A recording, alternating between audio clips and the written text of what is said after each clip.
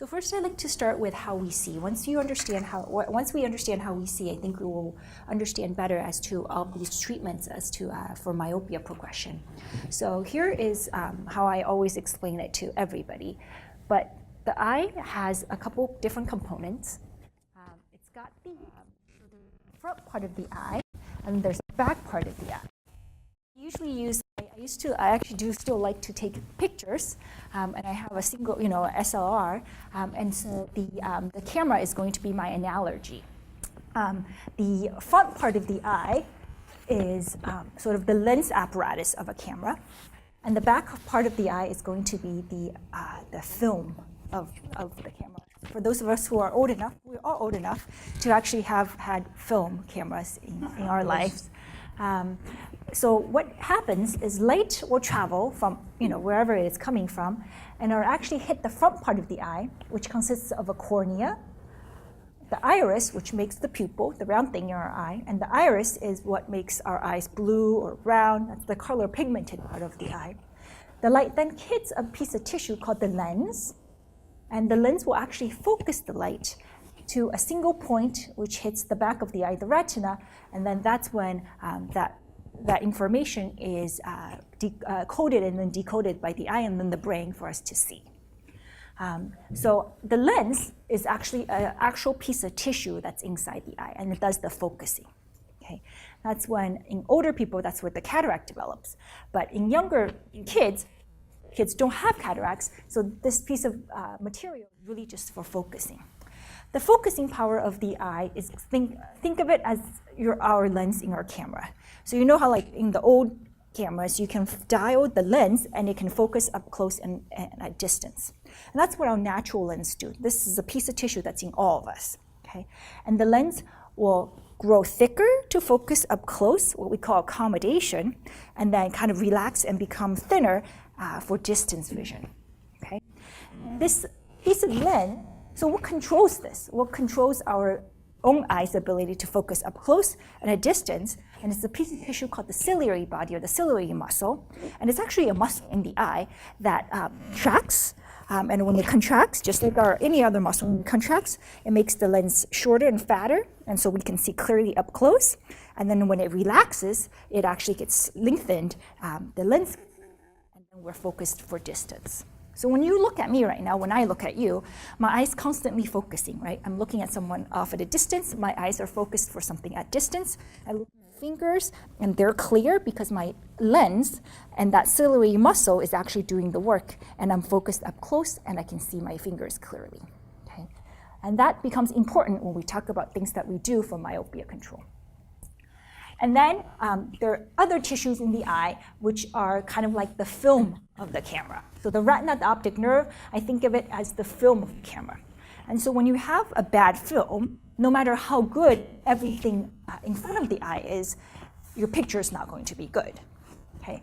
And so that's something that we want to prevent in myopia control, is that so we don't have kids who grows into adults who have macular degeneration or have a bad retina or a bad film so that they still can see when they're older. So we'll just do a few definitions. So what is myopia? Myopia is, in layman's terms, is short-sightedness or nearsightedness. It comes from the Greek, means to close the eye because people squint when they have myopia. And so that's where it comes from. And essentially, it means that you can't see stuff that are far away and everything up close is clear, but when you look at off a distance, when you're driving, looking at the signs, when you're looking in a classroom, when you're looking at the blackboard, everything's blurry at a distance. That's what myopia is. It's super easy. And so what happens in myopia? So remember 2 slides ago, I showed you that the light goes into the eye, it gets focused by the lens, and it gets projected onto the retina. In a normal eye, this light is perfectly projected in the correct location on the retina so that the image is clear. Okay? In a myopic eye, essentially what it means that is the eyeball is too long, the eyeball is too big, and what happens is the light comes through, still gets focused by the lens and by the front part of the eye, but once the image gets focused to a point, it's no longer hitting the retina. It's actually in front of the retina. So light gets focused onto a point that's not exactly where it should be, but in front of it. And so that's why things are blurry. essentially, I say myopia is essentially your eyeball being too big or too long or too large for what the power of the eye really is. So the focusing power of your eye is too strong for the size of your eye. If that makes a little bit more sense. Okay? You have very strong focusing power, but when the light gets focused through your eyes, it's too strong and it doesn't get to the back of the eye because the eyeball is too. So that's not a problem with the lens? It's not a problem with the lens. Okay? It's actually the problem with the focusing power of the eye, so actually the muscles that focus the eye, so the ciliary muscles and the length of the eye. Okay. So the reason why we're talking about this is because there's progression when you're myopic. So I see kids. This is what I do. So I see kids, right? And then kids come to me. They usually come when they're, say, 5 years old. And they're nearsighted. They go to kindergarten and they come home and the school sends them a letter that says, oh, I'm sorry, you failed the vision screening at school. They go to the optometrist and then they're like, oh, you're nearsighted, you need to wear glasses. And this is how kids often present to me. And then what happens is as they grow, so the 5-year-old gets their first pair of glasses and say the prescription's a -1. Well, this kid came at 7. So the prescription is a -1. What happened is the next year, or even before they turn from 7 to 8, they'll come and they'll say, you know what, glasses are no longer good. I sit in the same location as I did before, but now I can't see the board again. So what you will see is as they get older, as they go from 7 to 8 to 9 to 10, their glasses prescription gets stronger and stronger and stronger. And for all of you guys who wear glasses in the audience, you know what I mean, is every year you're getting a stronger pair of glasses when you're a kid, or if you have kids, that's what happens. So they'll start at, say, -1, and then next year they're gonna get a pair of -2s or -3s. And the year after, they're gonna be -4, -5, -6, and et cetera, et cetera. And then by the time they are getting to puberty or at the end of puberty, they are a -7, -8, -9. And in terms of, let me finish my thought.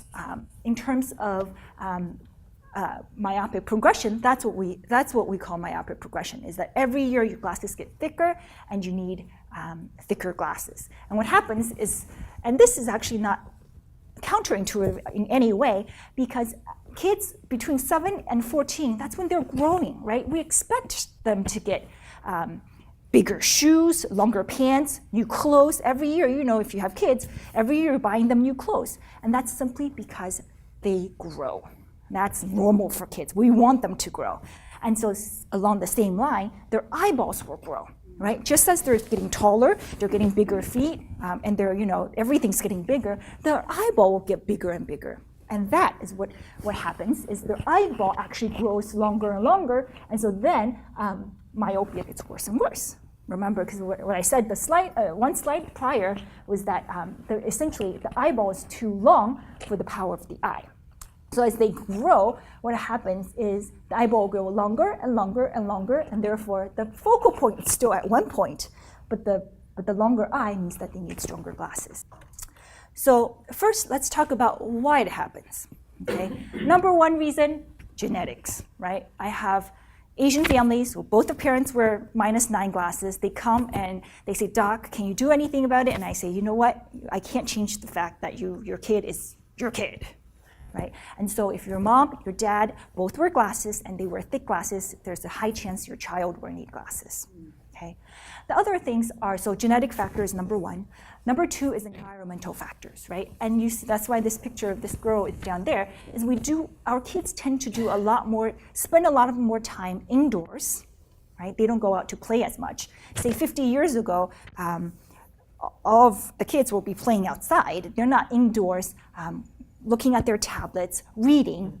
And so kids who love to read, and you'll see that the first grader who's an amazing reader, reading at a 3rd grade level, at a 5th grade level, those kids love to read, and then that's why they will end up needing thicker and thicker glasses, because they're spending so much time reading. So near work, and then less outdoor time. Okay, so let me answer your question of why is myopia a problem? Why is it so bad? Can't we just all wear glasses or contact lenses or get LASIK when we're 18 or older?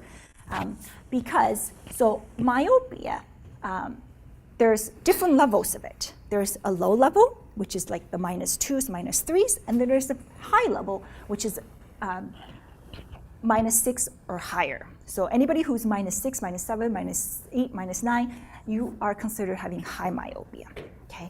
And remember, all the way at the beginning, I said the retina is like a film, right? If the film is bad, then no matter how good anything else of your camera, no matter how good your camera is, the picture that's developed will not be good. And so what happens is if you have high myopia, if you have -6 or above, the retina, the tissue of the eye gets stretched out because the eyeball is so big that all the tissue gets stretched out. And what happens is this is a normal retina. This is a normal picture of the back of the eye. In patients who have pathological myopia from high myopia, their retina is no longer healthy and pinkish and salmon color looking, and it'll develop into these patchy areas. And this is what an adult with high myopia looks like. This is what macular degeneration actually looks like if you have macular degeneration. This is a picture of someone who has pathological myopia and macular degeneration. Is it the same thing? It's not the same thing because macular degeneration is something that we see, and then it's caused by multiple reasons. Okay, and this is someone who has high myopia caused macular degeneration. So it's different, but that's what we want to avoid, okay, for all of our kids. So if you have a thinned out retina, the film of that camera is bad. No matter how much you try to develop the photos that are taken on that film, you're going to get blotchy stuff. Okay, so no matter how much glasses you wear, you're going to get bad vision. Okay, and that's what we're trying to prevent, which is high myopia. Okay, so this is actually a 3D MRI image of a child who has a normal eye and a myopic eye. And do you see how the picture is the eyeball is distorted, so it gets longer, and there's a pooching that's not correct, not normal. So the highly myopic eye is elongated, but also there's a deformity, okay, from just it being. And this is something that we want to prevent, because when it happens when the child is grown, just like after the kid finishes puberty, you can't really change very much about them. So once you get that kind of eyeball, you can't do anything for this. Okay, so this is for those of you who want to have lots of numbers. So as the degree of myopia increases, the risk of eye disease increase. And so you'll see macular degeneration, which is this category. So if you're -5 to -6, there's 40.6 times more likely for you to have macular degeneration.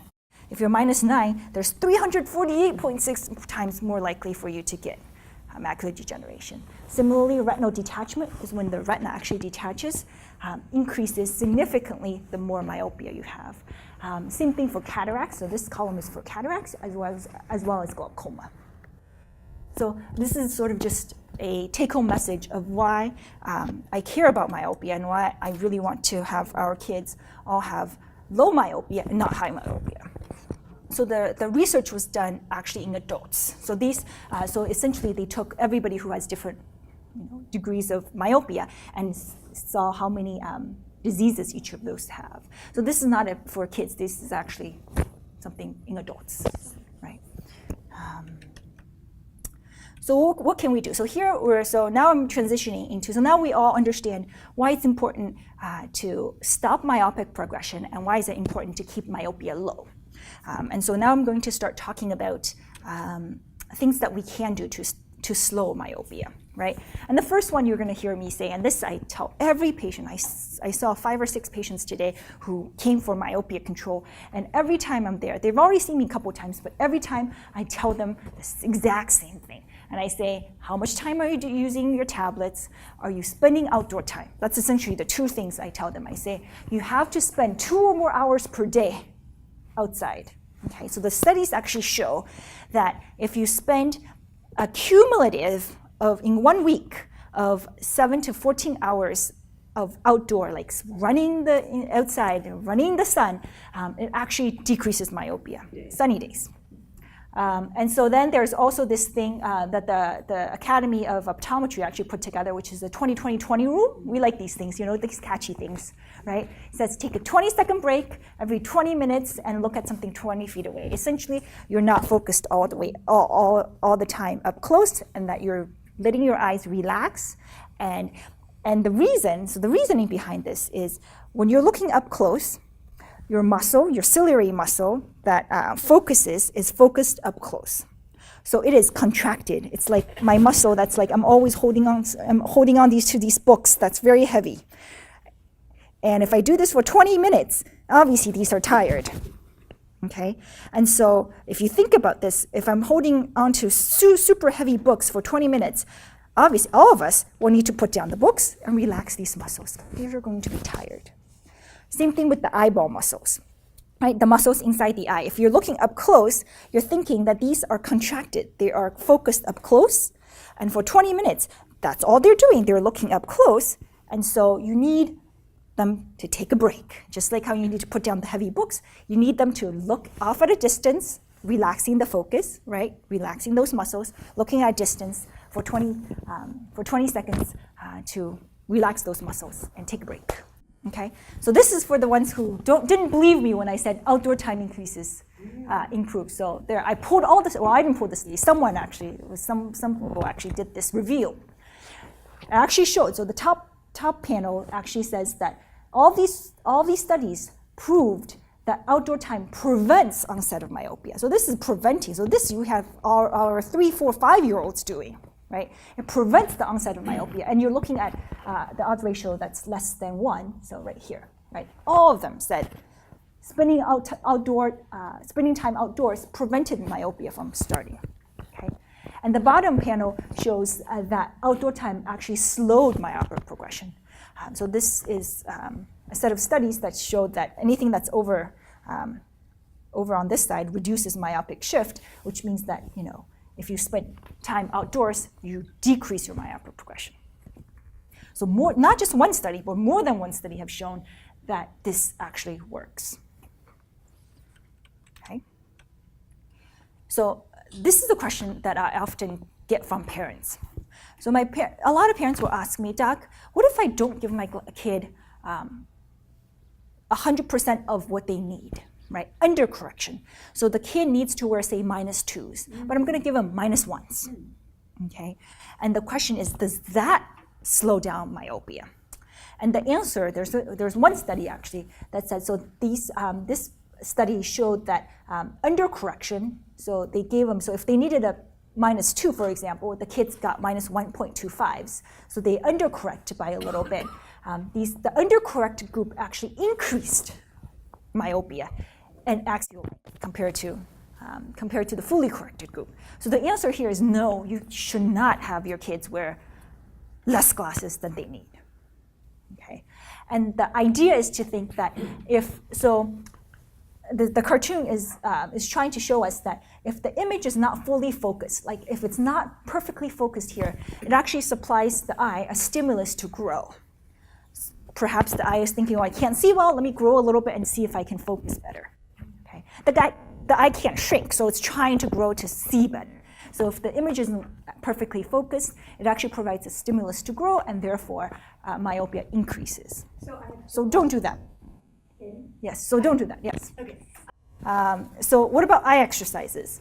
So there's, back in the days, India still has this, and I think China still has this, but they actually had this set of exercises for the eyes. They don't work. Like it says here, it sells a lot of ebooks, but doesn't improve a lot of eyesight. So now I'm actually going to an arena that actually is what does help ciliary muscle. Remember back, when I was explaining about how the eye works, atropine actually relaxes that ciliary muscle. What it does is it actually dilates the pupil, and so you can't focus anymore. It essentially locks out all the focusing power of the eye. It is very strong. And so somebody who's smart thought, hey, since we're talking about the eyeball focusing and it being so strong, can we use this medication? Okay, And that's what all of this other studies, or the next 3 slides will show. So this is a study where they actually put atropine in for the patients, one eye, and the other eye, they just didn't do any treatment. So these are controlled by the patients themselves. And you can see that in the eye that's treated with atropine, the patients remained at the same amount of prescription, right? That top line. Okay? And in the placebo-treated, untreated eye, essentially it's treated with nothing, placebo-untreated or placebo-treated, the vision got worse, the prescription got stronger over 2 years. Okay? Daily drops? Daily drop, correct. And so it's 77% of reduction in mean progression of myopia in these patients. So it works great. People are like, hallelujah, we found something. But there are a lot of side effects, okay? Because the medication, I use it in my clinic, not for myopia, but for other kids, in order to dilate the pupil. I use it for dilation purposes. And so all of these patients had pupils that are like this big, walking around. And so the issue with that is they have glare, because you guys have been to a doctor's office, you have your pupils dilated, and you're like, oh my gosh, I gotta wear sunglasses. So there's a lot of photophobia or sensitivity to light. There's a lot of glare.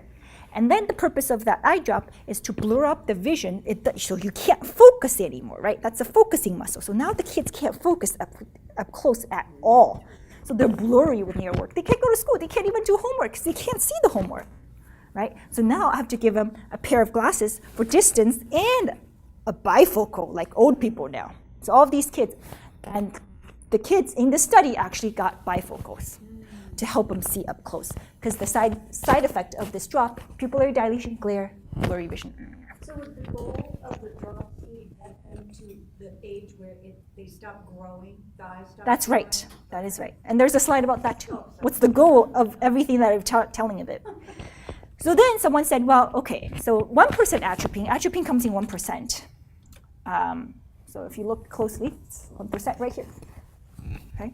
That's the one that I get in my clinic. That's the one we'll get in the office. Someone said, why don't we make diluted?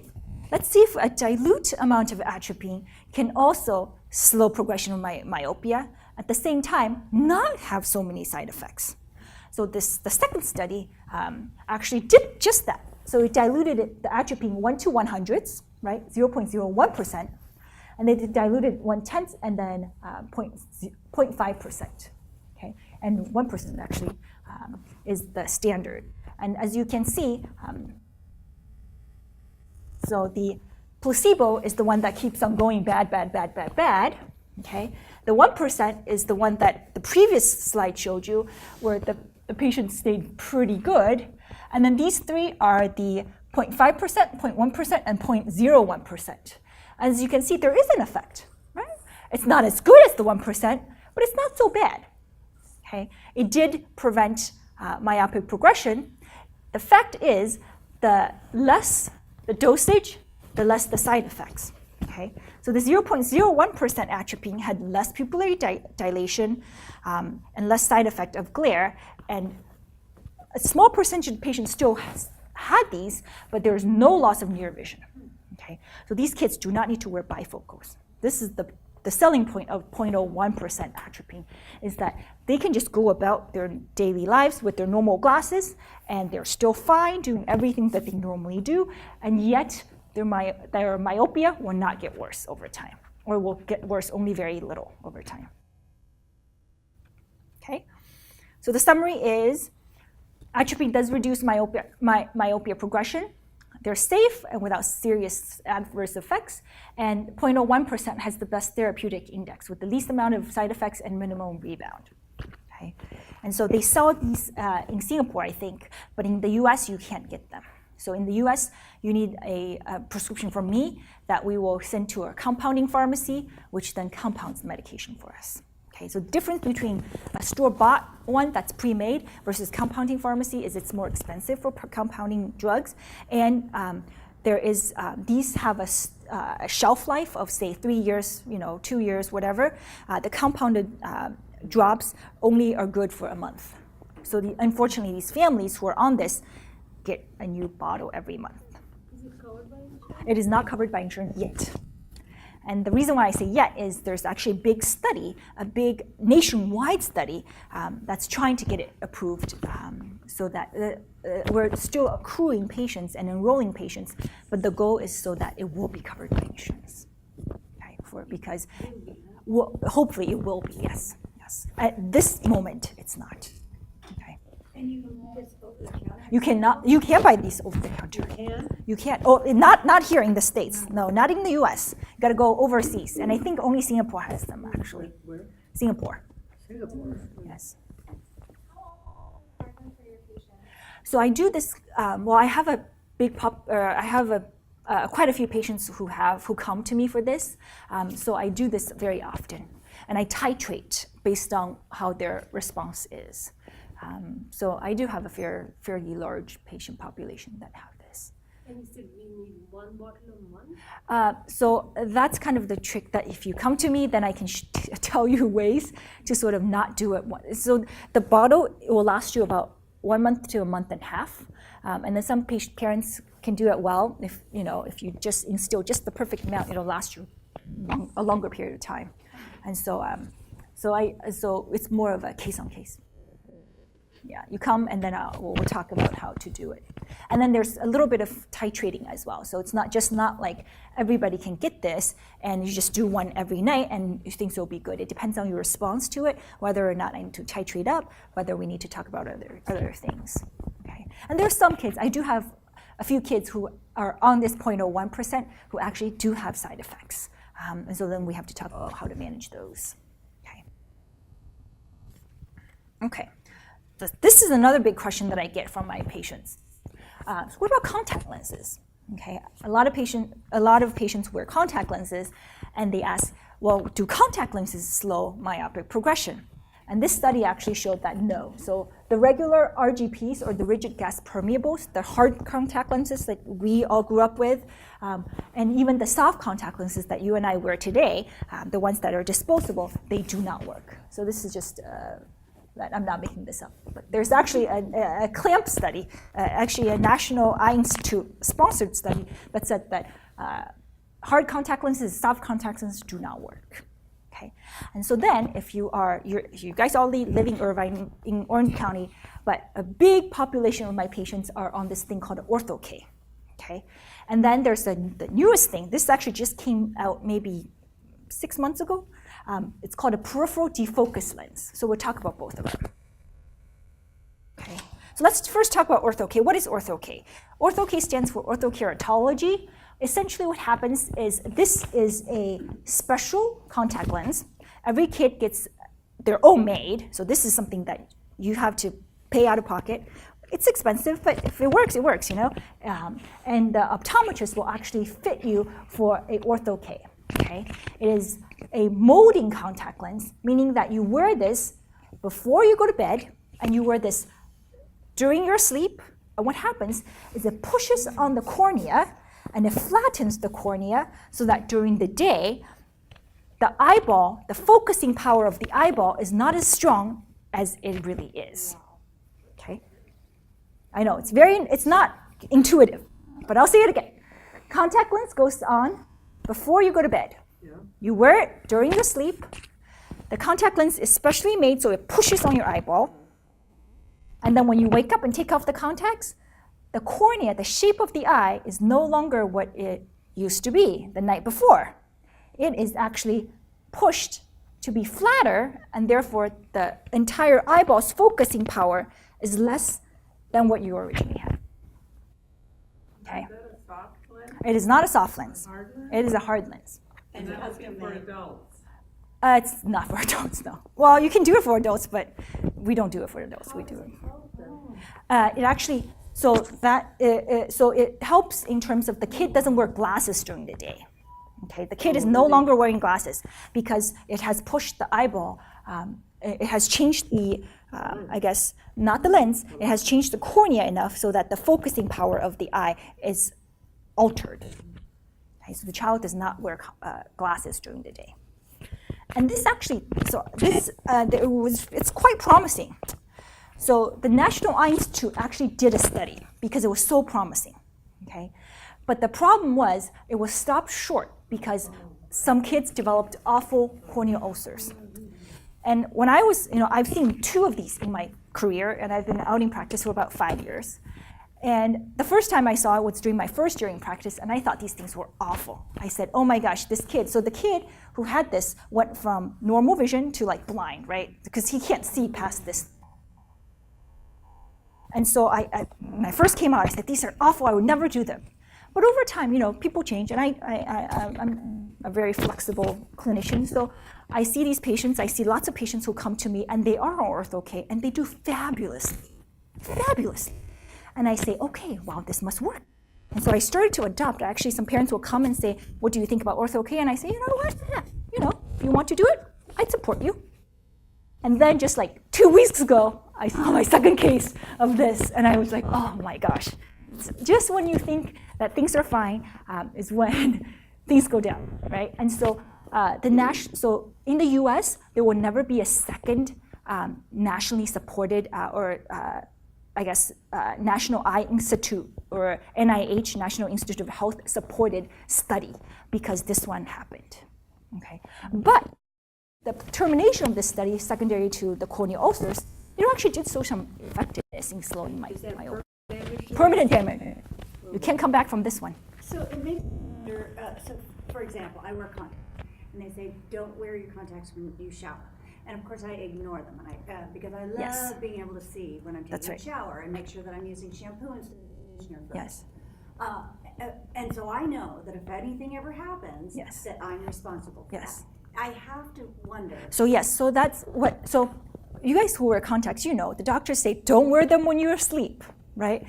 I wear contacts, and I take a nap in my contacts all the time because it's just convenient, right? And so the doctors will tell you not to wear them when you're asleep, but you wear them when you're sleeping because they're convenient. And this lens is actually, you're supposed to wear it during sleep. The trick here is the parents needs to be very vigilant, okay? Because it doesn't go from normal eye to this all of a sudden, right? This kid probably had an infection brewing there for a week before this happened. So it's the parents, and kind of by extension, the doctor too, right? So if the so now today, or even this past week, when I saw a patient who asked about Ortho-K, I tell the parents, it's fine, I support you, but you have to be super careful in that if you see just the hair bit of redness, just if your kid is just saying, oh, it's feeling a little itchy, it's feeling a little uncomfortable in there, you have to take it out and look at their eye to make sure, because it'll start with a white spot. It starts with a small white spot, and then it becomes big, and then it becomes all ugly like this. And isn't hygiene really critical? Yes, but the issue is these contact lenses, you can't get rid of them because they're so expensive. They're like $4,000 a pop. You're not going to throw this pair away, okay? So you're just cleaning them. Yes, they are $4,000, so $3,000 per. So it's expensive. Bacterial infection. Of the lens. Yeah, so what happens is you keep them into a case, you put them in a case, and bacteria is in there, and you just clean them. Because these are all bacterial, right? Bacterial or microbial perioditis. Okay, so that's why, although Ortho-K has shown some effectiveness, the U.S. will never fund a second study because of this. However, we're international here, so I looked into Asia, because that's where a lot of the studies are. So in 2011, 2012, there was actually a pretty well-done study in Japan that said that Ortho-K does slow progression. Okay, and so that's why if parents come to me, I support them, as long as they're vigilant and careful. And in 2014, someone actually did a study comparing Ortho-K and Atropine, and both showed progression equally. So now with that study, I feel more comfortable telling my parents who come, I say, you know what, if you really, really don't want to deal with the corneal ulcer stuff, why don't you do Atropine? Because the side effects is not so bad, and there's no risk of you becoming like that. Okay. So the newest thing in the past 6 months is this thing called peripheral defocus. And I'll try to explain to you as much as I understand it. And it could change, in the next 6 months as I know more about this. But essentially here's an eyeball, right? It's myopic, so the image is in front of the retina, right? Light goes in, it doesn't get focused onto the retina, it gets focused in front of the retina. That's myopia. You wear glasses, right? And the glasses bend the light in such a way that now the image is at the correct location, okay? But the eyeball isn't just one location. The eyeball is a round thing. That's yours, that's mine, right? There's just not one point that's clear. There's all these other areas around it. And so the idea is, although you are sharp and clear at one point, peripherally, everywhere else other than this one point, you are defocused. You're actually not sharp, okay? And the idea is when you wear a lens, just regular glasses, you will actually have just one point that's clear. Everywhere else, you're actually not clear. And it's remember several slides ago, it's not clear that stimulates growth. Remember, that's why I said you can't undercorrect your kids who are not wearing the full prescription. That's what actually, having blurry vision actually stimulates myopic progression, right? So it's not clear, a defocused image that causes the eyeball to grow. And so the idea behind this newest technology is we are going to get it focused everywhere in the eyeball, not just that central point where you're looking through, but also in the periphery, okay? And so the ideal correction would be focused in the middle and focused everywhere else. And that's what the newest lenses are trying to do. It's called I think it's called defocus incorporated soft contact lens. Essentially what it has is it's got a central zone of just center for clear vision in the center, focal point. And then it's got rings around it that gives you a defocus or focus in the peripherally defocused. And so it's a soft contact lens. It's not available in the US either. It's available in Singapore. And there's no studies that are going in the US right now, but it's actually pretty big in the community. So if you actually go, outside of UC Irvine and go to any optometrist place, it's actually pretty big because apparently this, and I don't know, I truly don't know, so that's why I put this picture in there. I actually, if you ask me, Charlotte, what do you think? I would say I really don't know, and I'm a studies kind of girl, so I'll tell you more when I see more. But at this time, I don't know whether I will recommend it or will not recommend it. Okay. So at this point, I would say if you want to talk about myopic progression, I recommend doing atropine. I recommend if you're like that mom or dad who's super vigilant and you want to do Ortho-K, then you can do Ortho-K for myopic progression. And so what's the goal, right? What am I trying to do with all these things? The goal is you are never going to stop the kid from growing because your kid will grow and you want your kid to grow. But the goal is so that their projection isn't like this, getting worse and worse and worse. By the age 12, they're like wearing beer bottle glasses. Your goal is to slow their progression, flatten that line so that it kind of still goes, but it doesn't go as fast of a rate. So that when they're 15, they're only wearing a -4 rather than a -8. So that's the goal of everything. That's my goal.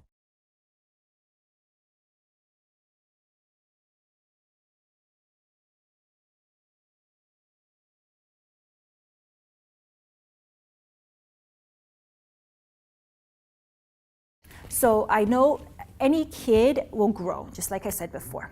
So there's an acceptable range of progression, right? So if your child came to me at -2, okay, and next year you came to me at -2.5. So in 1 year you only got worse by 0.5. Then I say, okay, your kid is probably not going to get super bad. So if you're not into doing all these things, I'm okay with that. Okay, so there is an acceptable range of progression. But if your kid came to me at -2, and then next year she is -4, then I'm like, oh, hang on there. In 1 year you went from -2 to -4. That is way too fast for normal, and that eyeball is definitely growing. And so that's when I say we should really think about doing something.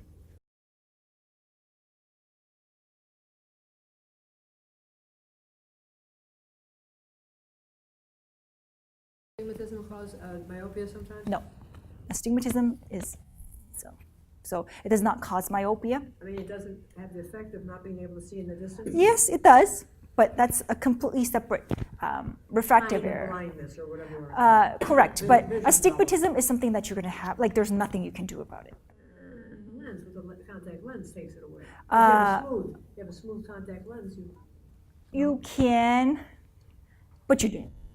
You can, yes, you can, yes, yes. The answer is yes, but it's not going to change. So when you take out that contacts, yes, I know. When you take out that contacts, you can't see, but when you take out that contacts, the astigmatism is still going to be there. Yes, but myopic progression, you're trying to slow the myopia. You're not trying. Astigmatism, you can't slow astigmatism. If you have 3 diopters of astigmatism, you're going to have 3 diopters of astigmatism for many, many years, and it's not correct, and it's not going to go to 3 diopters of astigmatism to 5 diopters of astigmatism. It's not going to get worse unless you have keratoconus, which is a different thing. But normally, kids don't. So 1.5 diopter of astigmatism in 10 years, it's still going to be 1.5 diopters of astigmatism, right? So it's a different idea, different mindset.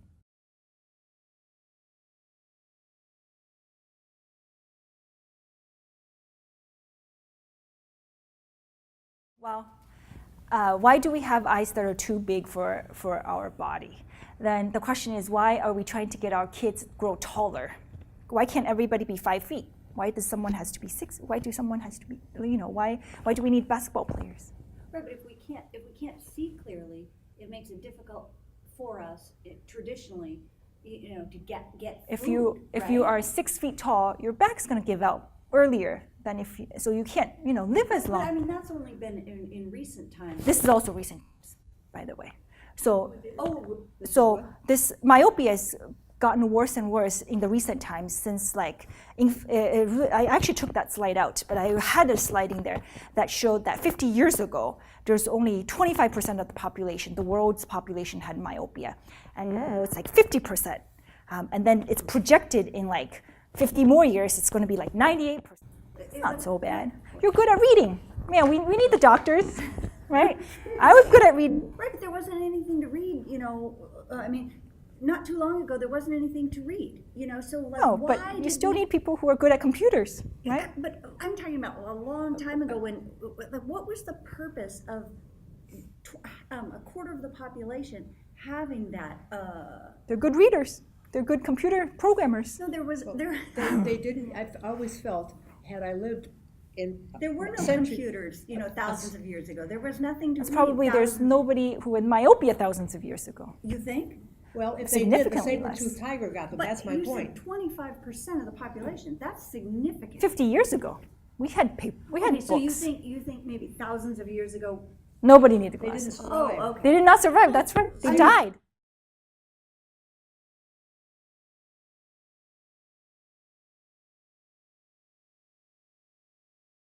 TV's not as bad because TV's not up here. Yeah, right? It's okay. But I still ask, it's indoor-outdoor work, remember? Or indoor-outdoor play, remember? My son goes out to play. He doesn't have his tablet. He doesn't have his phone, but he still has it. He says, Mom, wear glasses. There you go. He'll get astigmatism too, so. Right. Do I have any other questions? All right. That's it. Thank you.